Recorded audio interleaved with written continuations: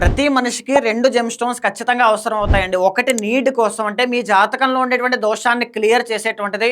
ఒకటి వాంట్ కోసం మీకు ఏది కావాలో అది తెచ్చి పెట్టేటువంటిది. నేను ఈ మయూరి ఇంద్రనీలాన్ని నీడ్ కోసం పెట్టుకుంటే ఈ ఎమరాల్డ్ అనేటువంటిది వాంట్ కోసం అంటే నాకు ఏది కావాలో దానికోసం పెట్టుకోవడం జరిగిందండి. ఈ పచ్చ అనేటువంటిది ఎవరెవరు పెట్టుకోవాలి? ఆశ్లేష నక్షత్రం కానీ, జ్యేష్ఠ నక్షత్రం కానీ, రేవతి నక్షత్రం కానీ, మిథున కన్యా లగ్న జాతకులకి బుధుడు రాజయోగ కారకుడు. ఖచ్చితంగా ఈ పచ్చ అనేటువంటిది చేతుకుంటే వాళ్ళకి రాజయోగము అనేటువంటిది పడుతుంది. ఈ పచ్చ పెట్టుకోవడం వల్ల కమ్యూనికేషన్ డెవలప్ అవుతుందండి. మనీ అట్రాక్ట్ అవుతుంది.